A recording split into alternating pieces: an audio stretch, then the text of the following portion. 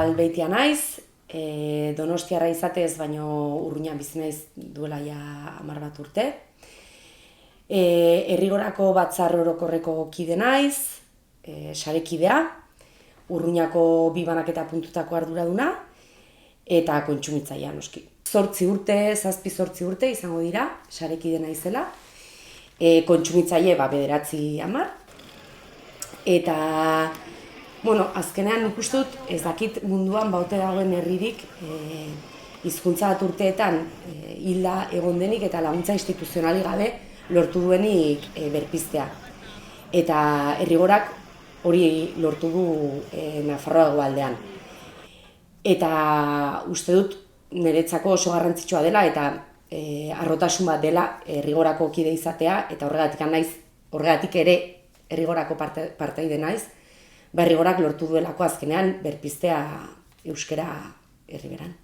Blanka naiz, tuterakoa naiz, Errigorako kidea, voluntaria, eta nire papera Errigoran da alde batetik agian puntualki Euskarari Puzkako kanpainan parte hartzen dut, Ablitazeko auzo lanaren eta Erriberako jendearen kudeaketaren ardura hartzen dut.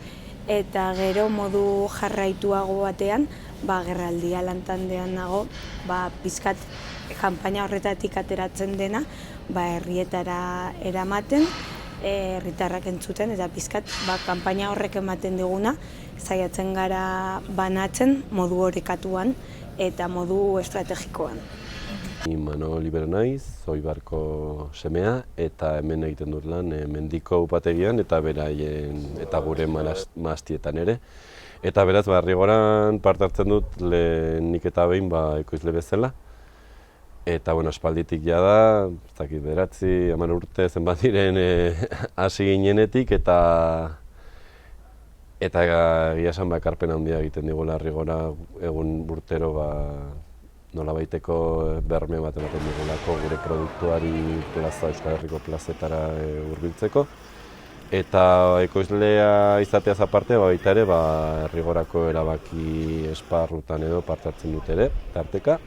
Eta barrutik eta ekoizle moduan ere, eta hortxe. Hemen esaten dugu, azterketak euskaraz pasatzen uzten ez dioten ikasle bat ez dela kaltetu bakarra, azkenan herri oso bati egindako erasoa dela, eta hontan ere, Erriberan euskara berpiztea lortu baldin ere, arnasa hartzea kostatzen zaio. Eta hontan ere Euskal Herri osoari dagokigu arnasten laguntzea, eta horregatik ere Errigorako kide naiz.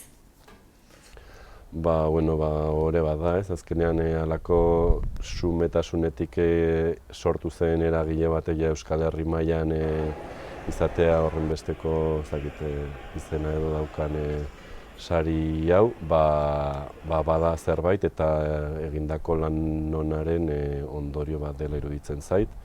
Eta baita ere, aukera bat da ez, Errigorari ere esparru berrietara irekitzeko aukera bat ere bada.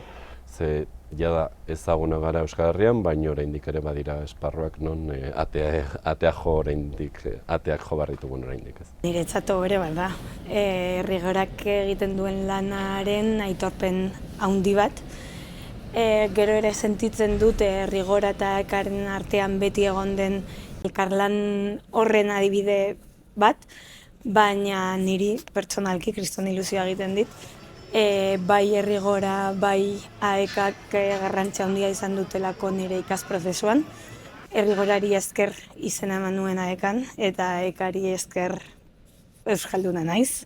Eta niretzat euskaltegia beti izan da espazio bat non izan dut aukera kontatzeko zer den Errigora, zer suposatzen duen edo zer eragina duen gurengan Errigora, eta irakaslek beti lagundu izan dute mezua zabaltzen, eta kanpainen kudeaketa eramaten.